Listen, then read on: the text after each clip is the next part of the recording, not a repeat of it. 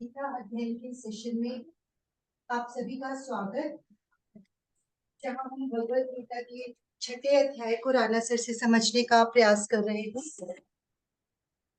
अब तक हमने छठे अध्याय के पहले 29 श्लोकों में जाना कि किस तरह से हमें ध्यानस्थ होने में क्या क्या चीजें हमारी हेल्प कर सकती हैं और उनके क्या क्या लाभ रहते हैं। आज हम उससे आगे की ओर बढ़ेंगे, श्लोक 30 की ओर। सर को प्रणाम और निवेदन कि आज के सेशन की शुरुआत करें।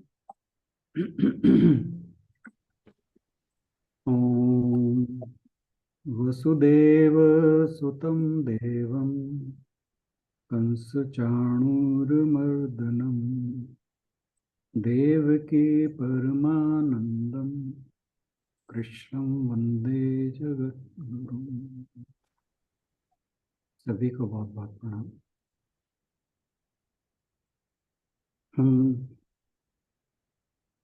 आज मुझे बहुत दिनों बाद इस सेशन में ज्वाइन करने का सौभाग्य प्राप्त हुआ।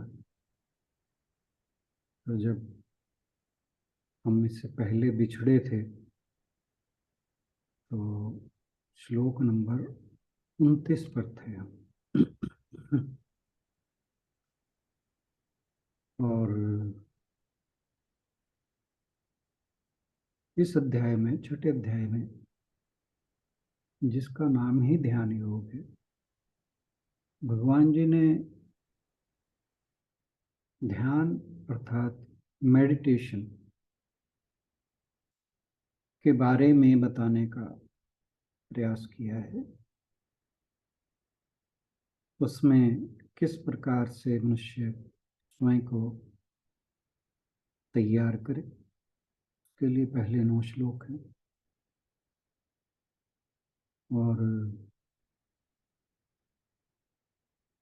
भगवान ने शुरुआत की थी पहले श्लोक में कि अनाश्रितः कर्म फलम कार्यम कर्म करोति यः स सन्यासी च योगी च न निरग्नि चाक्रियः।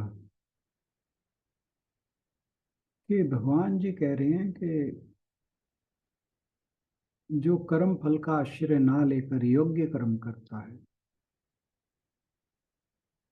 यानी जो भगवान जी ने दूसरे अध्याय में कहा, कर्मण्येवाधिकारस्ते मा फलेषु कदाचन, कहा कि ऐसा व्यक्ति सन्यासी है तथा योगी। और साथ ही यह भी कह दिया कि जो खाली अग्नि का त्याग करके सन्यासी हो जाता है, अग्नि का मतलब जो एक गृहस्थ कर्म करने वाला, जो अपने दायित्व गृहस्थ में रहते हुए पूर्ण करता है, उनको उनका त्याग करने वाला योगी सन्यासी, या जो केवल क्रियाओं का त्याग करता है, अपने कर्तव्य कर्मों का त्याग करता है, वह योगी नहीं। बहुत बड़ी बात कही। और फिर कहा कि जो योग में आरूढ़ होने की इच्छा रखता है, उसे निष्काम भाव से कर्म करना चाहिए। उसमें सभी प्रकार के संकल्पों का अभाव होना चाहिए और इंद्रियों के भोगों में, ना कर्मों में आसक्ति होनी चाहिए। तभी उसको ऐसे व्यक्ति को योगारूढ़ कहा जा सकता है। और फिर 5वां श्लोक जो मैं हमेशा कहा करता हूँ कि मेरा बहुत ही प्रिय श्लोक है, उद्रेदात्मनात्मानं नात्मानमवसादयेत् आत्मैव ह्यात्मनो बन्धुर् आत्मैव रिपुरात्मना। कि मनुष्य को अपना उद्धार स्वयं से ही करना है, कोई और हमारे लिए हमारा उद्धार करने नहीं आएगा। अपने को अधोगति में न डालें, अपने को पतन की ओर न ले जाएं।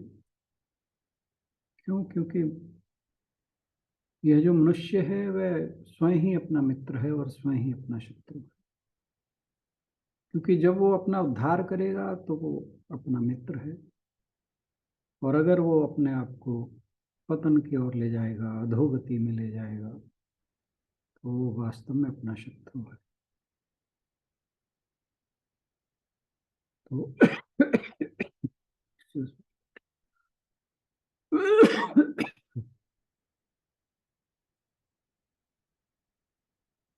तो जो और अपना मित्र व्यक्ति कैसे है कि जिसने अपने मन इंद्रियों को जीत लिया है, शरीर को जीत लिया है।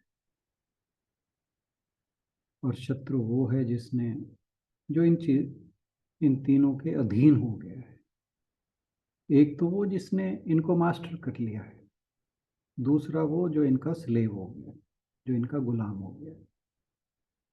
तो जिसने इनके ऊपर स्वामित्व प्राप्त कर लिया है वो अपना मित्र है। जो इनका गुलाम हो गया है, जिसने इनका दासत्व स्वीकार कर लिया है, वो अपना शत्रु हो गया। फिर जो सेकंड चैप्टर में इस मत्तों की बातें कही थी, सर्दी गर्मी सुख दुख आदि में, मान अपमान में, जिसके अंतःकरण की वृत्तियां समान हैं, शांत हैं, और ऐसे व्यक्ति के ज्ञान में परमात्मा के सिवा और कुछ भी नहीं है। फिर कहा कि जिसका अंतःकरण ज्ञान विज्ञान से तृप्त है, जिसकी अवस्था विकार रहित है, इंद्रियां भली भांति जीती हुई हैं, मिट्टी पत्थर और स्वर्ण समान है। और इनकी समानता का मतलब ये नहीं कि वो इनकी उपयोगिता नहीं जानता, लेकिन वह इनसे आसक्त नहीं। उसे ये मिले ना मिले उसे कोई फर्क नहीं पड़ता, लेकिन है ऐसा नहीं है कि उसे उठा के फेंक देता है।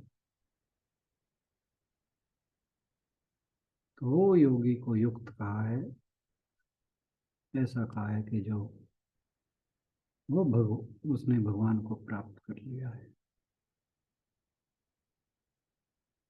फिर कहा जो सुहृत है, यानी जिसका मन में दया है, सबका मित्र है।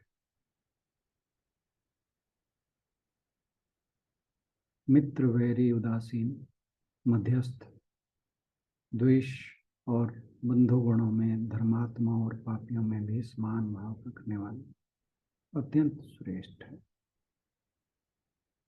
जो उसके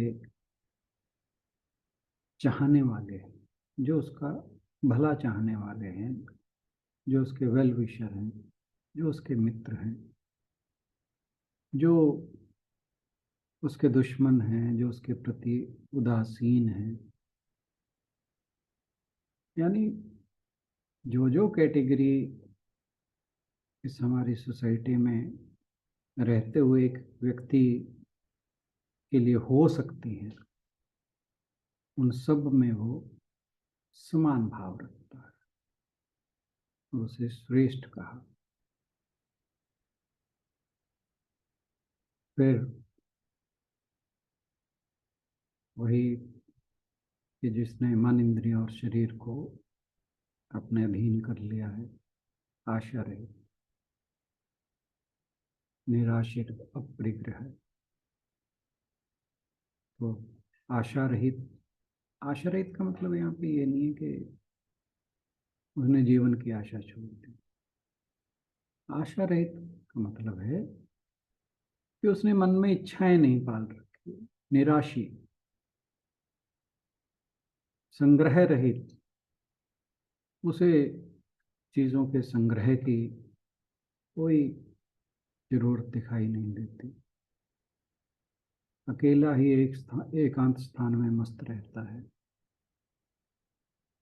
और आत्मा को हमेशा परमात्मा में लगा कर रखता है।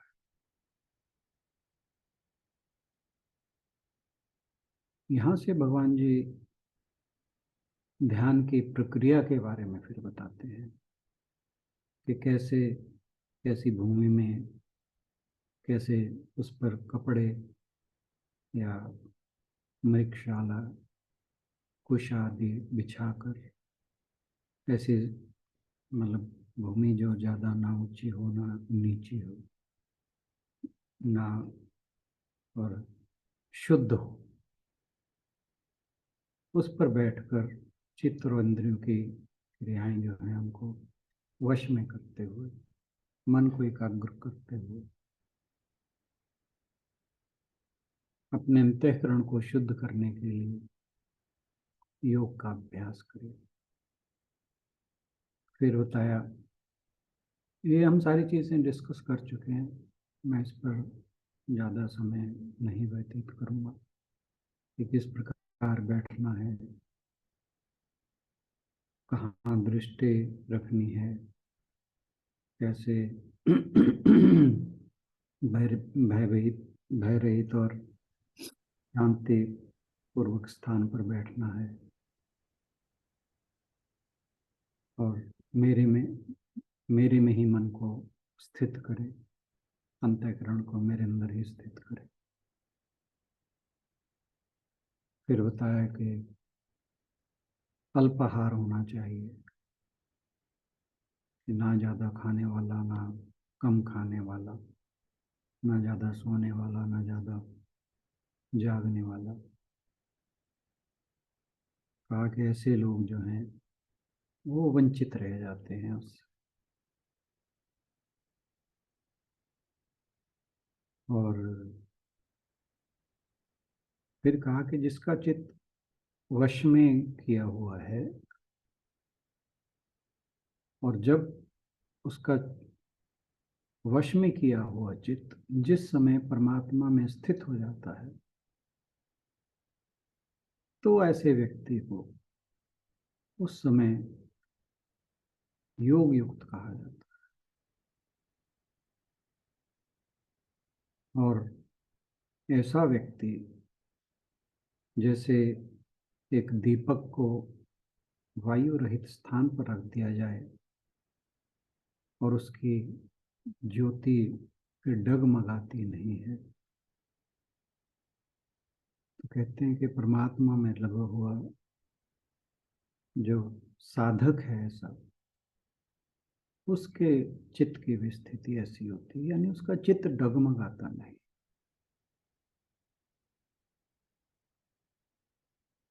फिर कहा कि योग के अभ्यास से जिसका चित्त जब उपराम हो जाता है, उपरति हो जाती है, और सूक्ष्म बुद्धि द्वारा परमात्मा का साक्षात्कार हो जाता है, इंद्रियों से अतीत और शुद्ध हुई जो सूक्ष्म बुद्धि है, उस अवस्था में वो आनंद को अनुभव करता है और परमात्मा के स्वरूप से विचलित नहीं होता। और सबसे बड़ी बात क्या है कि जो ये कहा था 22वें में, यह लब्ध्वा चापरम लाभम मन्यते नाधिकम तथा, कि जब उसे ऐसी अवस्था प्राप्त हो जाती है फिर उसे लगता है कि मुझे और कुछ इससे बेहतर नहीं प्राप्त।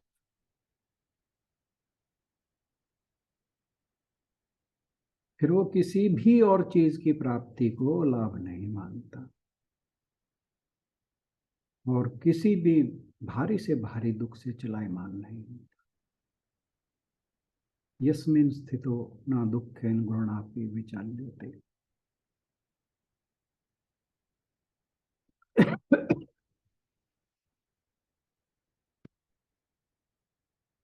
फिर कहा कि संकल्प से जो उत्पन्न होने वाली कामनाएं हैं, उन्हें पूरी तरह से त्याग कर मन के द्वारा सभी इंद्रियों को सभी प्रकार से भली भांति रोक कर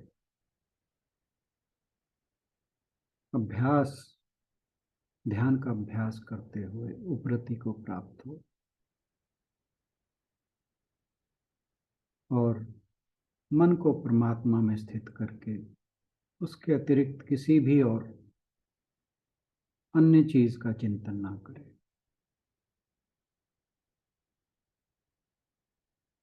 और जो ये चंचल मन है, जो स्थिर नहीं रहता, यतो निश्चरति मनश्चंचलम स्थिरम, ये जो अस्थिर मन है, चंचल मन है, संसार में विचरता रहता है, उसे वो जहां जहां जाता है वहां वहां से रोक कर, जिस जिस विषय में जाता है वहां वहां से रोक कर बार बार परमात्मा में ही लगावे। क्योंकि जिसका मन पूरी तरह शांत है, पाप से रहित है, जो रजोगुण से शांत हो गया है, ऐसे सच्चिदानंद घन ब्रह्म के साथ जो एकत्व को प्राप्त होता है, उस योगी को उत्तम आनंद प्राप्त होता है।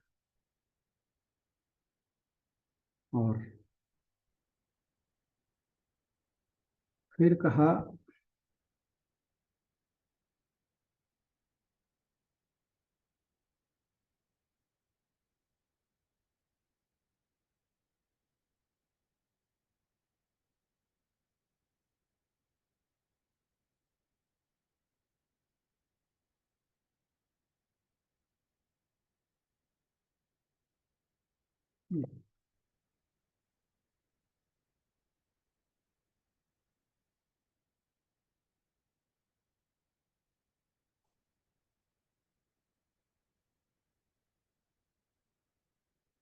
कि जो पाप रहित योगी है वो निरंतर आत्मा को परमात्मा में लगाता हुआ अनंत आनंद का अनुभव करता है। और जो अनंत चेतन में एक ही भाव से स्थित रूप योग से युक्त आत्मा वाला, सब में समभाव से देखने वाला, आत्मा को संपूर्ण भूतों में स्थित और संपूर्ण भूतों को आत्मा में देखता है। ये जो हम आज श्लोक लेने वाले हैं उससे पिछला श्लोक है 29वां। तो लगभग हम इसी श्लोक की जुड़ी हुई बात को आज 30वें श्लोक में लेंगे। आशु बहन से स्रोत के पहले श्लोक पढ़ते हैं। यो मां पश्यति सर्वत्र, यो मां पश्यति सर्वत्र, सर्वं च मयि पश्यति, सर्वं च मयि पश्यति, तस्याहं न प्रणश्यामि, तस्याहं न प्रणश्यामि, स च मे न प्रणश्यति, स च मे न प्रणश्यति।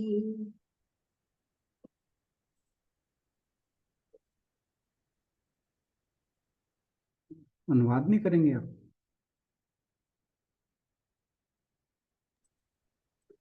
जी सर। जो मुझे सर्वत्र देखता है और सब कुछ मुझ में देखता है, उसके लिए न तो मैं कभी अदृश्य होता हूँ और न वह मेरे लिए अदृश्य होता है।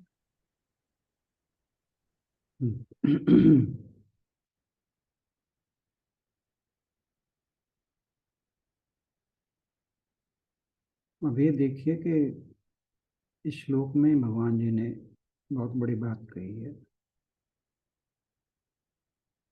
पहली बात तो ये कि अब वो जो हमें इंसान के रूप में श्री कृष्ण दिखते हैं, उस रूप में बात नहीं कर रहे, और वो सीधे हमारे साथ ईश्वर के रूप में बात कर रहे हैं।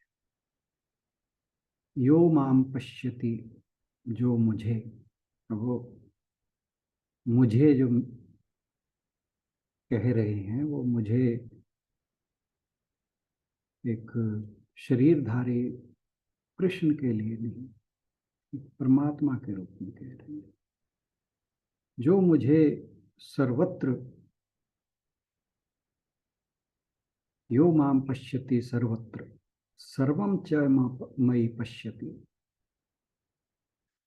जो हर जगह मुझे ही देखता है और सबको मुझ में देखता है।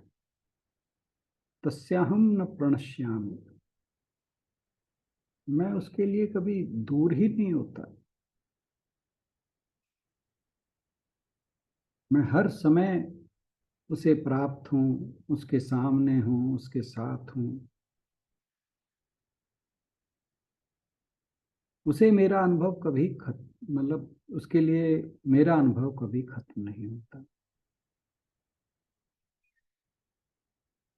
तस्याहम न प्रणश्यामि, स च मे न प्रणश्यति, और ना ही वह मेरी दृष्टि से ओझल होता है।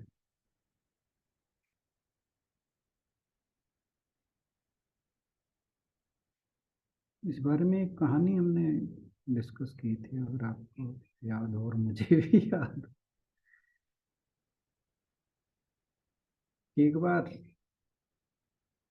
मैं ठीक से याद नहीं है अभी, ये श्लोक पढ़ते ही मुझे एकदम से याद आए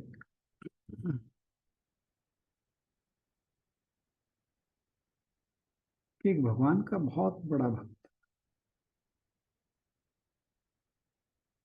तो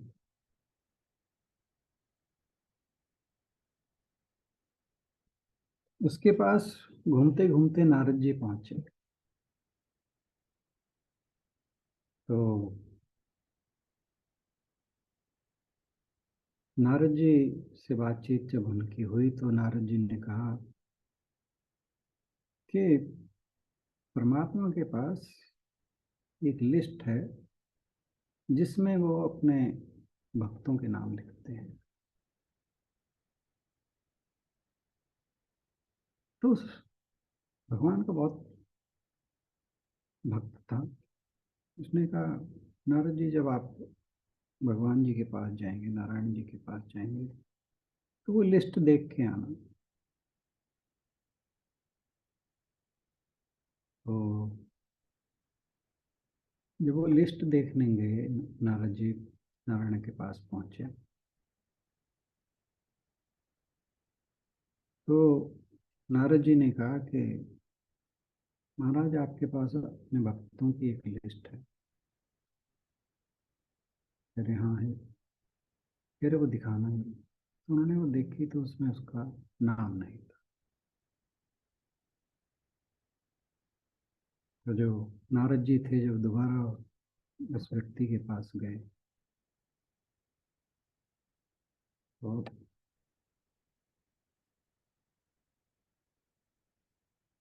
कहते कि भाई, तेरा नाम तो उस लिस्ट में नहीं है। तो वो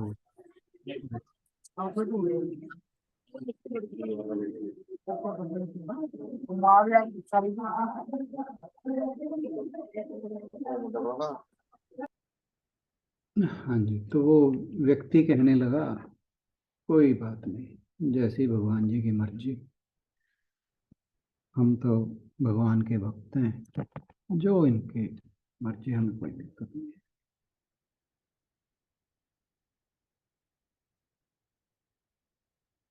तो भगवान जी उसकी परीक्षा ले रहे थे। नारद थे भगवान विष्णु के पास। कह रहे नारद जी, आपने एक बार एक लिस्ट का जिक्र किया था। कह रहे हाँ। कह रहे उसके अतिरिक्त एक सूची और भी है मेरे पास। कह रहे किस, वो क्या है? कह रहे वो है कि जिन भक्तों का मैं भक्त।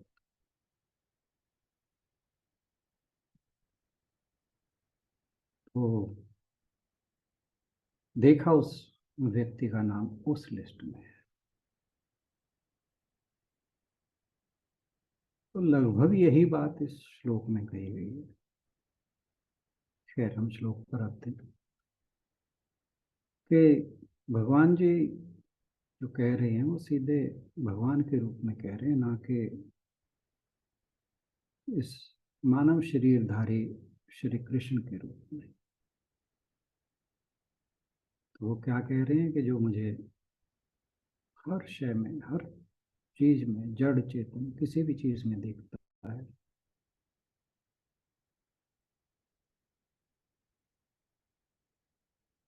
और उन सबको मुझ में देखता है। तो भगवान उस भक्त को कभी भी दूर या अदृश्य रूप में प्रकट नहीं होंगे। यानी जो पिछले श्लोक में जिस ज्ञानी की बात कही थी कि ज्ञानी आत्मा को हर जगह देखता है, इस श्लोक में भगवान जी कह रहे हैं कि ज्ञानी को हर जगह भगवान दिखते हैं।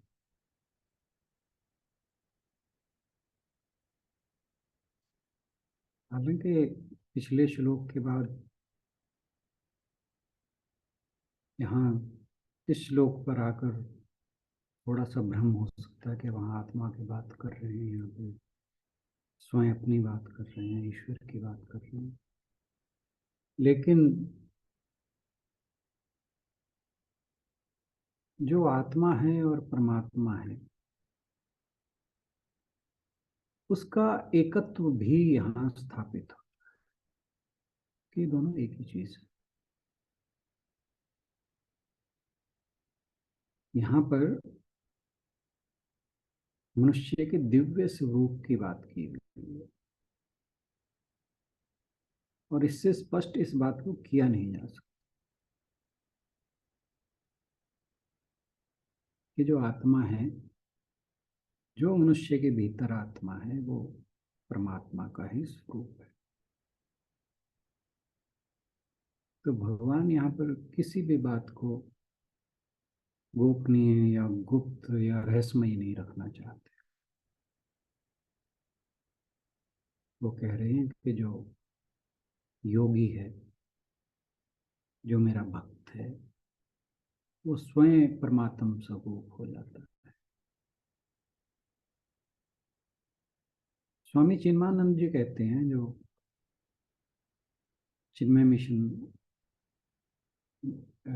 चेन्नई वाले, वो कहते हैं कि हो सकता है कि ये बात या ये जो सत्य भगवान जी ने कहा है कुछ लोगों को चौंकाने वाला लगे, लेकिन है तो सत्य ही। और उन्होंने व्यंग करते हुए कहा है कि जिन्हें इसे स्वीकार करने में संकोच होता हो, तो वो अपने जीव भाव को मानते रहें, क्या दिक्कत है।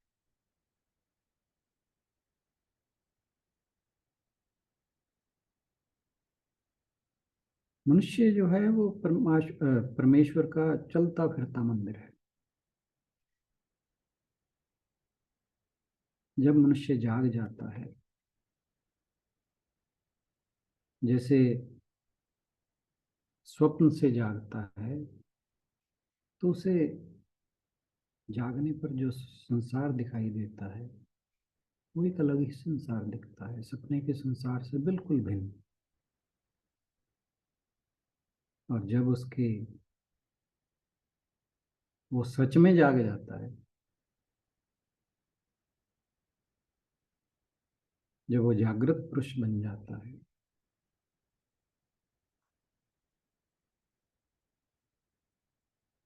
और फिर उसे परमात्मा के अलावा कहीं कुछ दिखाई नहीं देता। वो जो शंकराचार्य जी ने कहा था,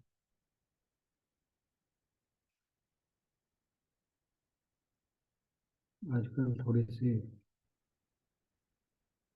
दवाइयों के कारण मानसिक समस्या भी है, चीजें याद नहीं रहती। ब्रह्म सत्यम जगत मिथ्या।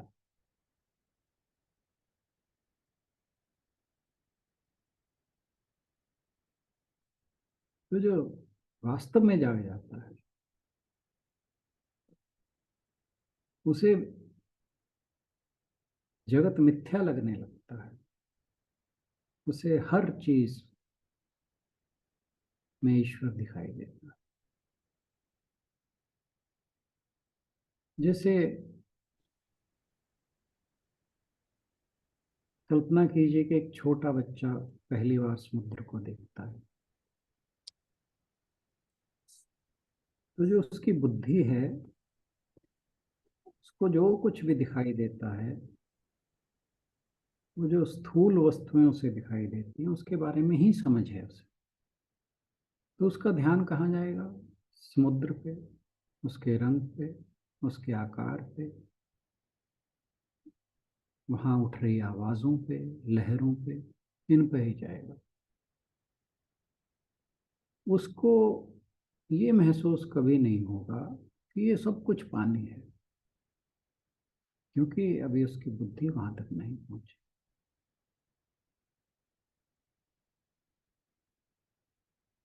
भगवान जी जानते हैं कि जो जिस आध्यात्मिक यात्रा पर हम निकले हैं, हम में से अधिकांश अभी बच्चे ही हैं। हमें हर तरफ उस सनातन तत्व, उस ईश्वर को देखने में भी समय लगेगा।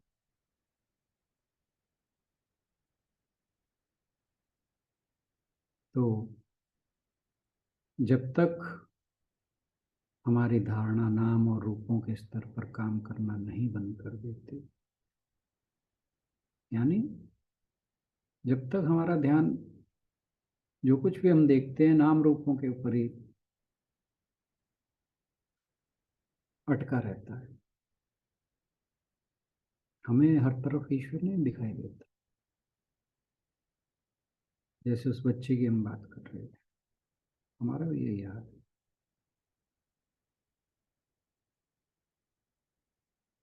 तो वो कह रहे हैं कि जब तक हमें नाम रूप ही दिखाई देते हैं, हालांकि हम आध्यात्मिक यात्रा पर निकल चुके हैं, तब तक हमें उस सनातन तत्व को देखने के लिए कोई आसान तरीका देखना होगा। तो इसलिए भगवान कहते हैं कि सबसे पहले हमें ईश्वर में हर चीज देखने की कोशिश करनी चाहिए।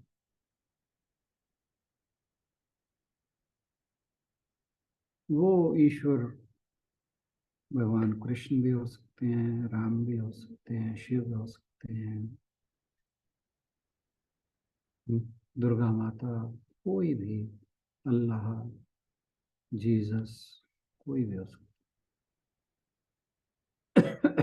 इवन इवन जिसने गुरु धारण किया हुआ उनके लिए गुरु भी हो सकता है।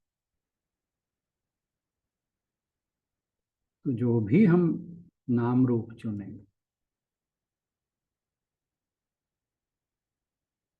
तो उसमें ईश्वर को देखें।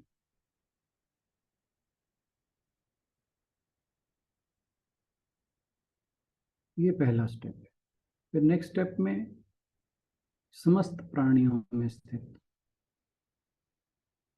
जो परमात्मा है, जो उसको भजता है, यानी जिसको सब में परमात्मा का दर्शन होता है,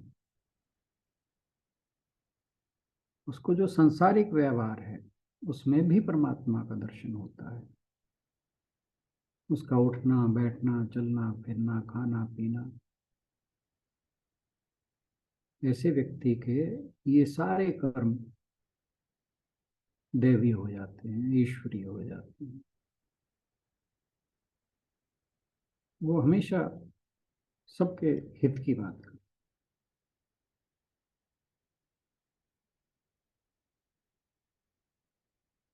सर्वभूते हिते रता।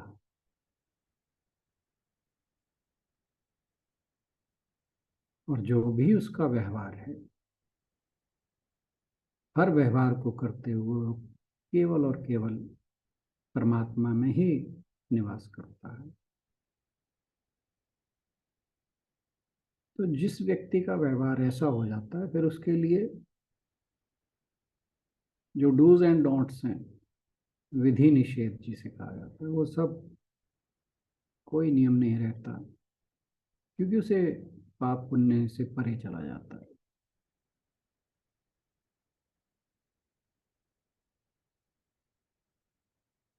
लेकिन हम लोगों के साथ क्या है कि हम ईश्वर, अल्लाह, जीसस,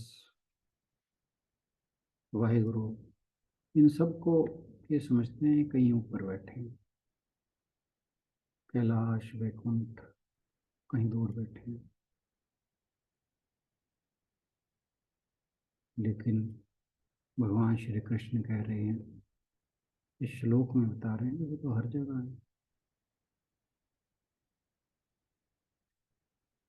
पेड़ से लेकर पत्थर तक, यानी हर जड़ व्यस्त और चेतन वस्तु, सब कुछ हमारे लिए पूजनीय हो सकता है, पूजा की वस्तु बन सकता है, क्योंकि ईश्वर हर चीज में मौजूद है।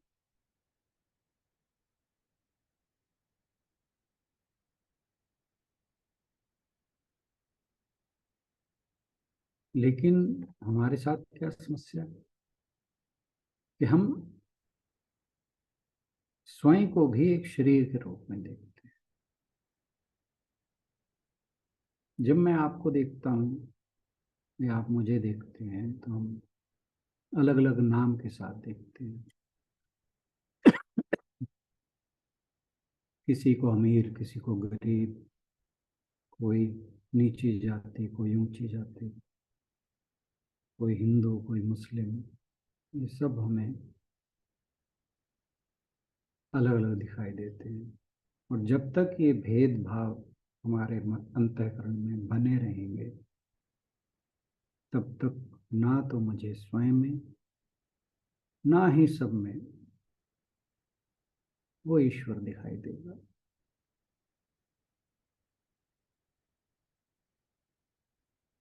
तो अगर हम वास्तव में ये सोचना शुरू करते हैं कि जो सारा संसार है हमारा ही रूप है, और जिसे ईश्वर संचालित करता है, तो एक भी क्षण ऐसा नहीं होगा जब हम ईश्वर से दूर हों।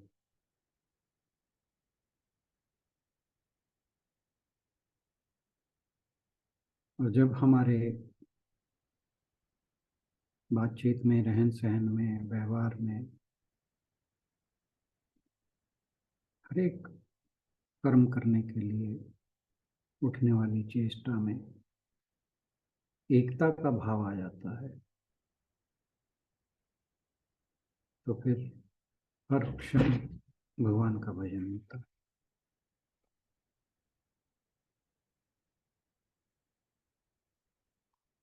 और जब हम किसी के साथ किसी को दूसरा जान के, चाहे वह जाति के रूप में हो, धर्म के रूप में हो, या किसी अन्य रूप में हो,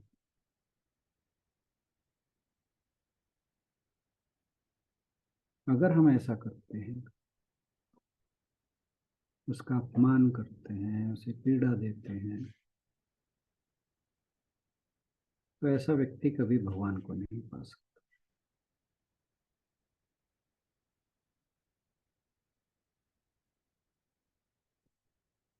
सब प्रकार के कर्म करते हुए भगवान में टिके रहने का एक यही मार्ग है कि सब जीवों में बसे हुए हम उसे एक परमात्मा का दर्शन करें और उसका भजन करें। जब हम सबके साथ मैत्री और करुणा का व्यवहार करते हैं, तो वह भी भगवान का भजन ही है। और जो ऐसा व्यवहार करता है उसे परमात्मा भी पहचान लेता है। और जो व्यक्ति ये सोचता है कि भगवान कुछ अलग है, मैं कुछ अलग हूँ, संसार के प्राणी कुछ और हैं, तो ऐसे व्यक्ति को कभी शांति नहीं मिलती, उस ईश्वर की भक्ति नहीं मिलती।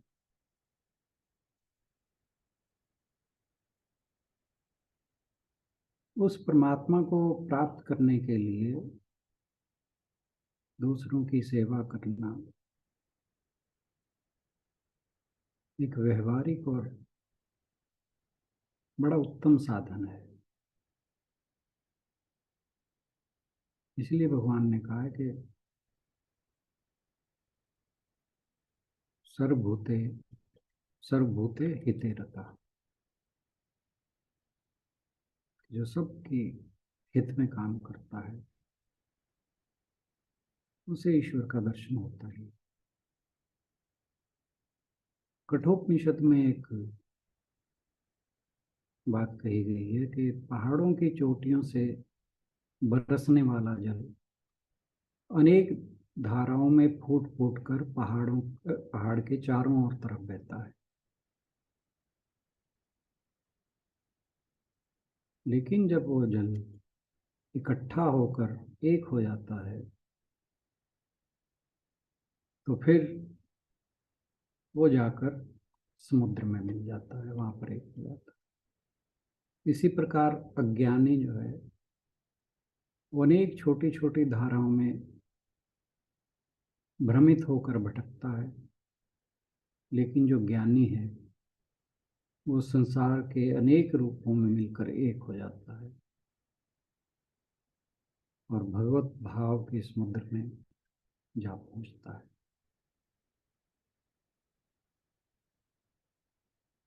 तो भगवान से वही मिलता है जिसकी सबके साथ एकता की दृष्टि है।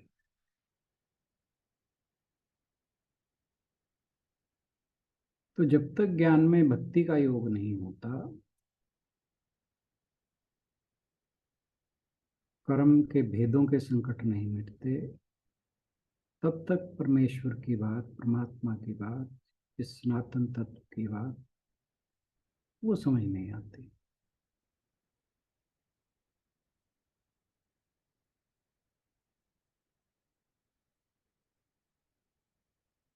तो भगवान जी यहाँ अर्जुन से कह रहे हैं कि जो संपूर्ण जीवों में अंतर्यामी रूप में मुझे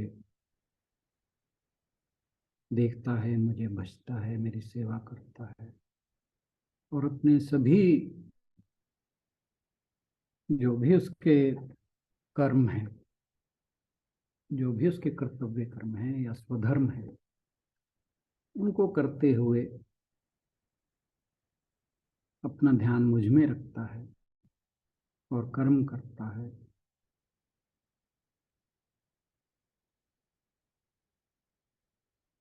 तो फिर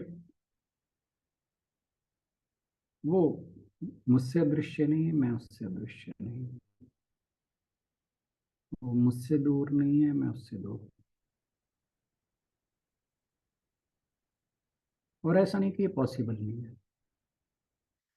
जैसे एक साइकिल पर सवारी करने वाला व्यक्ति, उसके हाथ पैर चल रहे हैं लेकिन फिर भी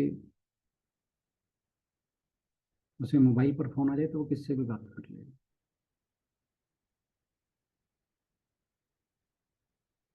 तो ऐसे ही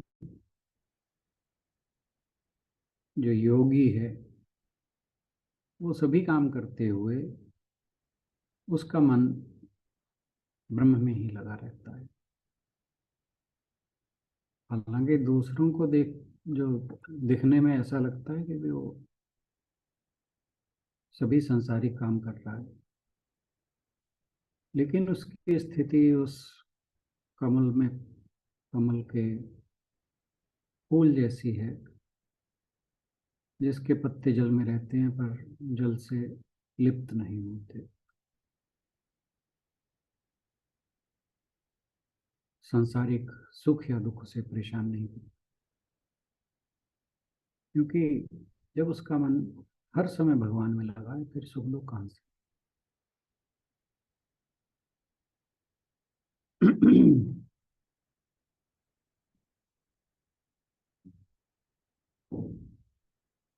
यजुर्वेद में भी आता है कि जो सबको परमात्मा में तथा परमात्मा में सबको देखता है, वह किसी से घृणा या द्वेष नहीं करता।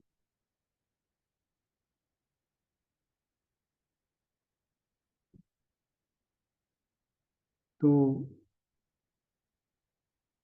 योगियों के परम गुरु श्री कृष्ण ऐसे ही योगी को श्रेष्ठ कहते हैं, और यही भक्ति का उच्चतम रूप है। लेकिन यहाँ तक पहुँचने के लिए आत्मज्ञान होना आवश्यक है। तो ये सारी धाराएं एक जब अंत में जाकर इकट्ठी होती हैं, तभी आत्म साक्षात्कार होता है। इसीलिए कहा जाता है कि भक्ति के साथ आत्मज्ञान प्राप्त करना आसान होता है।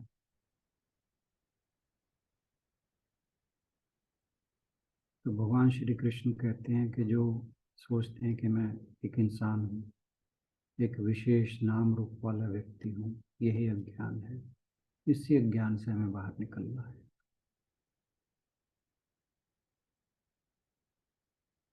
तो जब आप इन 29 और 30 दोनों श्लोकों को जोड़ते हैं, तो समझ आता है कि आत्मा को हर जगह देखना, भगवान को ही देखना है। भगवान हर किसी में चेतना के रूप में है। तो इसलिए जब हम शरीर की संवेदनशीलता को महसूस करते हैं, और वो शरीर सिर्फ अपना ही नहीं, किसी का भी, हम भगवान के संपर्क में होते हैं। तो हर जीवित प्राणी के जीवन सिद्धांत में भगवान का अनुभव कर रहे होते हैं, और वह ज्ञानी हर किसी में भगवान को देखता है।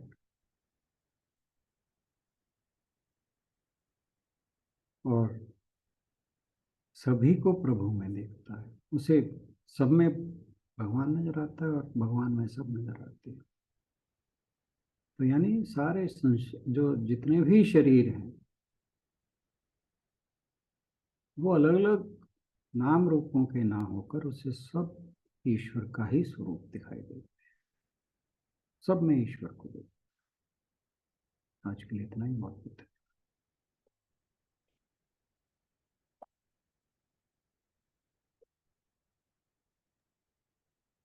धन्यवाद राणा सर। आज काफी दिन बाद आपके साथ बैठकर इस सेशन को अटेंड करने का मौका मिला, क्योंकि हमारे जितने भी फॉलोअर्स आपके हैं, हे भगवान, ऐसी बातें ना करो।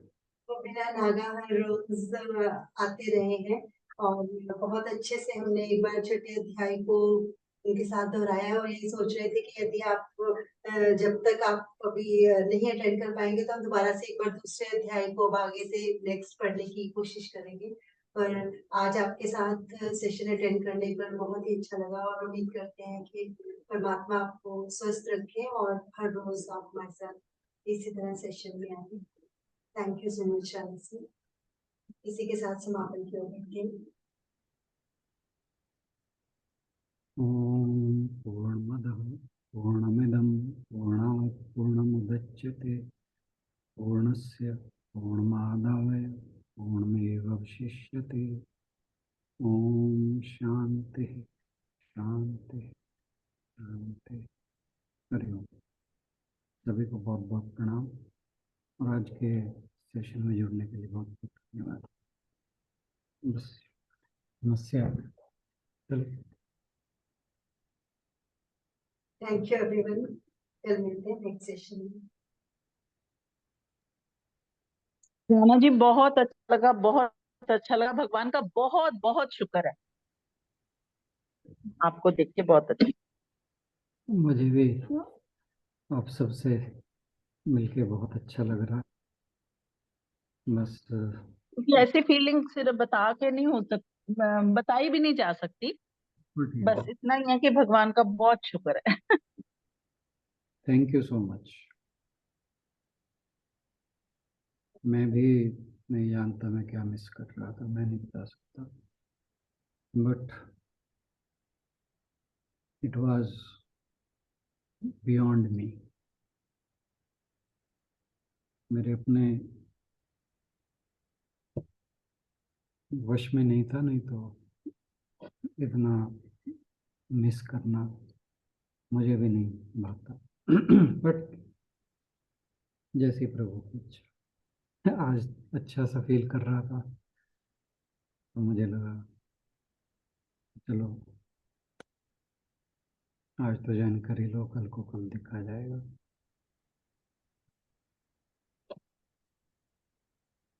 अभी 2 दिन पहले भी, मुझे 2-3 दिन पहले, आज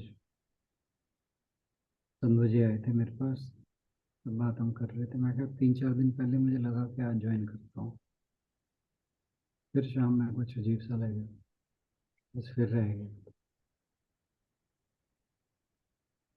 चलिए। वही बात है सर, उसकी मर्जी के